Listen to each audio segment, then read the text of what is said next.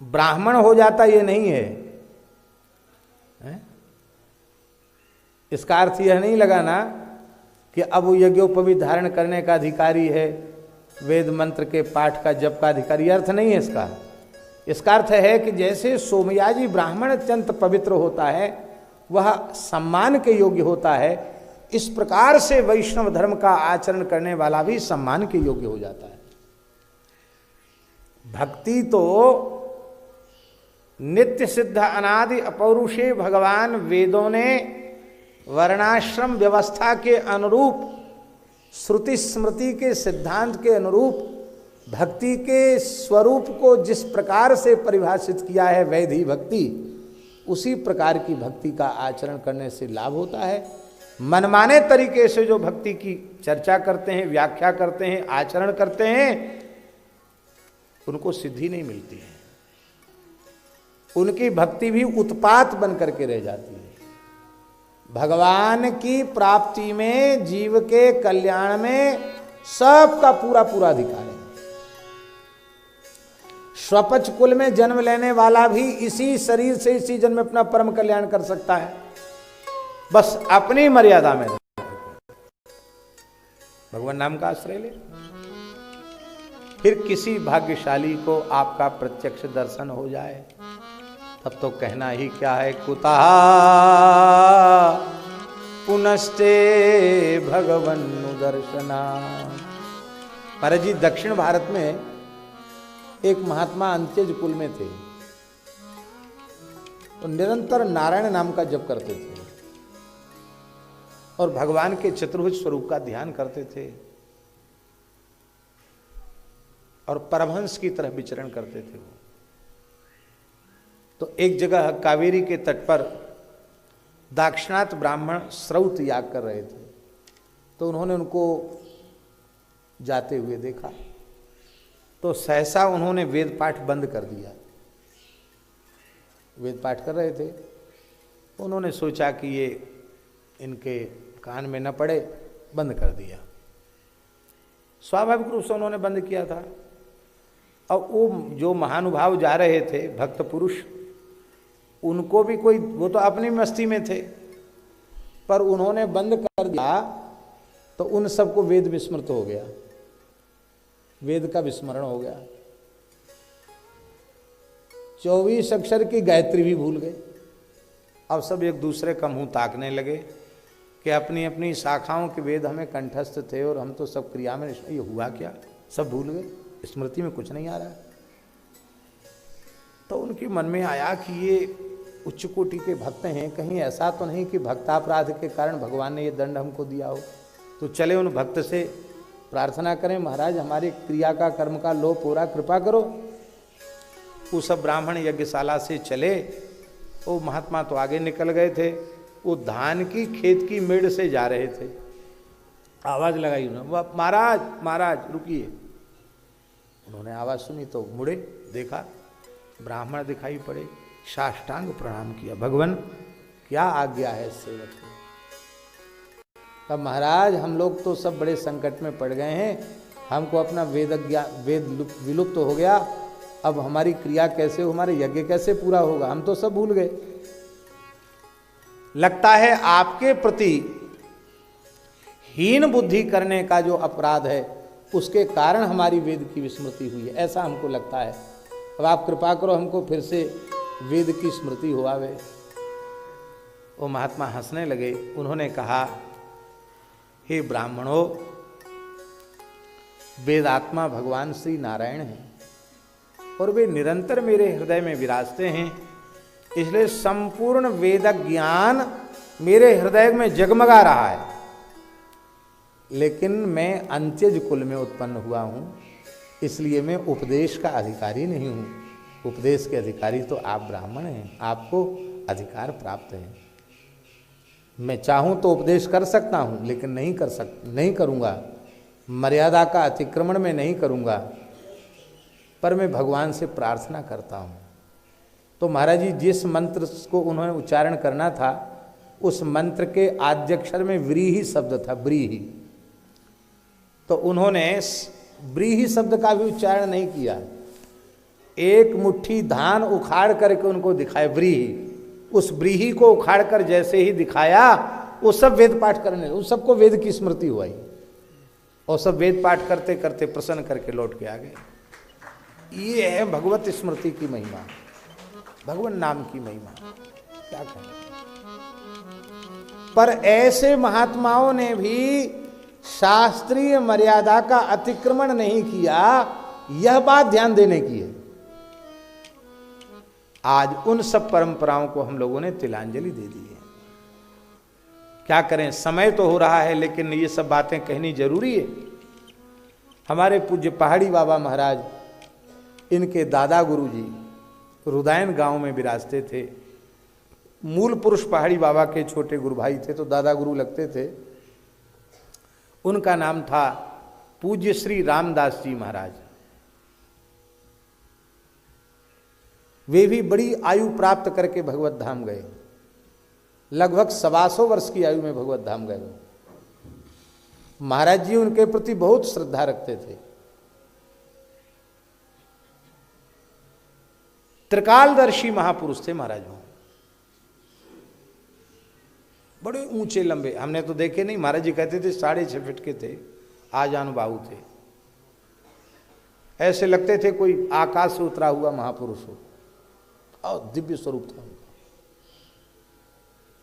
और जब यहां से खाक चौक से वहां जाते तो वृद्ध थे, 100 साल से ऊपर उम्र थी उस समय उनकी। महाराज जी को देख के वो लाठी के सहारे उठ के खड़े हो जाते थे। पुजारी प्रणाम मत करना, महाराज जी पुजारी थे खाक चौक में, पुजारी प्रणाम नहीं करना। क्यों? बोले ये शरीर क्षत्रिय कुल में उत्पन्न हुआ है, आप विप्र कुल के बालक हैं, मैं आपसे प्रणाम लूंगा तो मेरे जीवन भर की तपस्या नष्ट हो जाएगी, मेरा भजन बिगड़ जाएगा। हाथ जोड़कर सीताराम बोल दो। महाराज जी कहते मेरी श्रद्धा इतनी थी कि मैं स्थान में बाद में प्रवेश करता था, बाहर से साष्टांग प्रणाम पहले कर लेता था, क्यों वहां जाने पर वो प्रणाम नहीं करने देंगे। आज ऐसी मर्यादा कहीं सुनने को मिलती है? आज तो पांव धुलाने के लिए सबसे पहले हम पैर आगे बढ़ाते हैं, चाहे पांव धुलाने की योग्यता हो चाहे ना हो, इससे कोई लेना देना नहीं।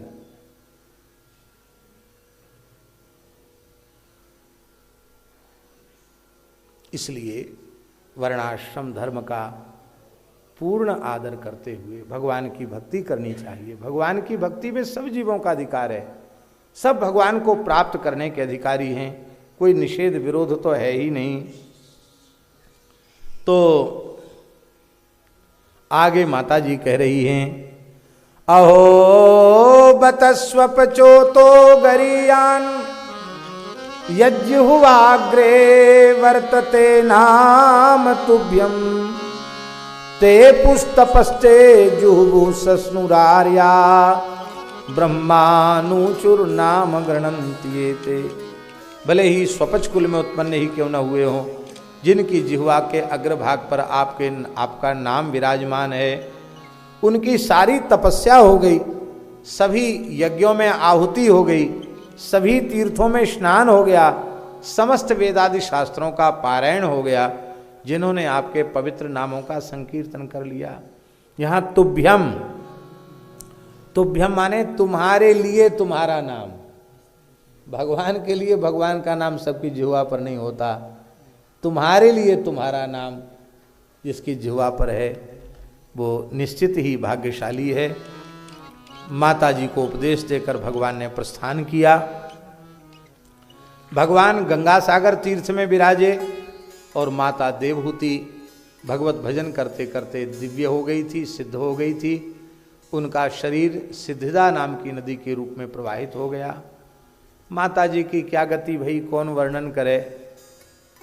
विषपान कराने वाली, मारने का संकल्प लेकर आने वाली बाल हत्यारिणी राक्षसी पूतना को जहाँ माता की गति मिल जाती है, वहाँ साक्षात जन्मदात्री माता हो और ऐसी महान तपस्विनी ऋषि पत्नी हो, परम पतिव्रता हो, परम भक्ता हो, परम ज्ञान विज्ञान संपन्ना हो उसको क्या गति मिलेगी, कौन वर्णन करेगा महाराज।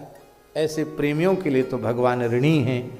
य इदम अनुशृणोत यो विधत्ते कपिल मुनेर मतमात्म योग गुह्यम भगवती कृतधी सुपर्ण केताबुपलभते भगवत पदारविंदम।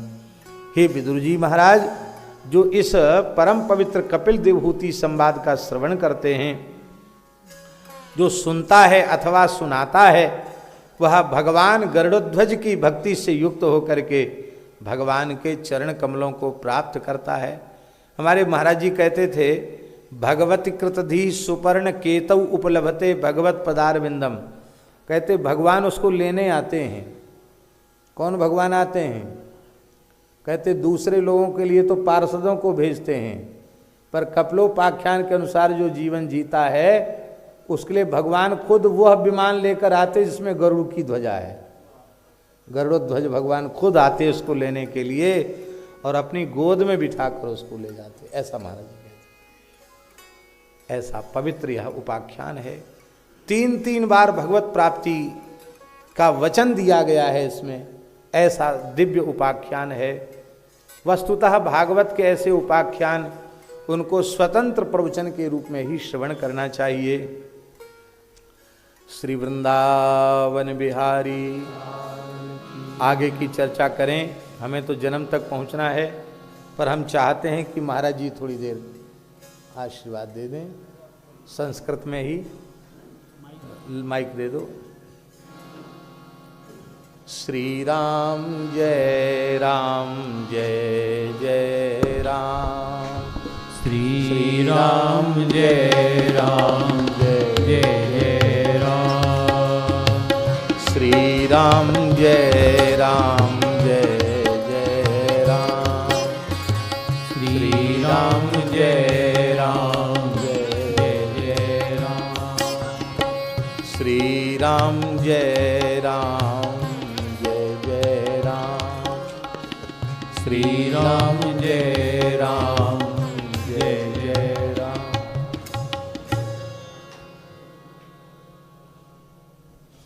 नारायण नारायण नारायण।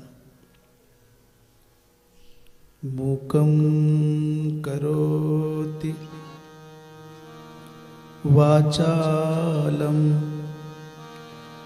पंगुं लंघयते गिरिं यत्कृपातमहं वन्दे परमानन्दमाधवम्। श्रीराम जय जय राम। श्री राम जय जय राम। श्रीराम जय जय राम। श्री राम जय जय राम।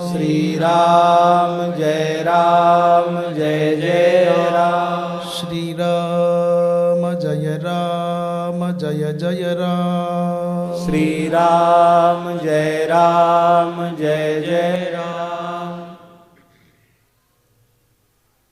व्यासपीठस्योपरि विराजमानाः परम श्रद्धेयाः भक्ति ज्ञान विनयादि गुणोपेताः साधूनां विप्राणां भगवद भक्तानां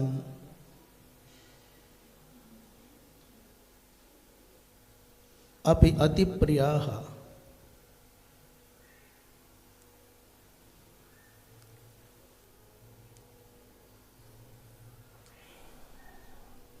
परम श्रद्धेयाः श्री राजेंद्र दास महाराज पादाः अस्यां सभायाम् अस्माकं गुरुकल्पाः श्रद्धेयाः श्री पूज्य व्यास नंदन व्यास जी महाराजाः श्रीमद्भागवत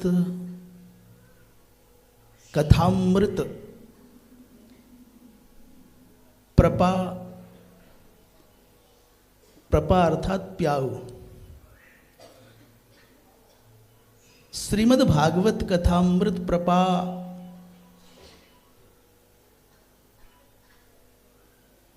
अधिशत्वेन सर्वान् जिज्ञासून् भागवतामृतं वितरयन्तः पाययन्तः अत्र नेत्रपाल सर्वमहाभागाः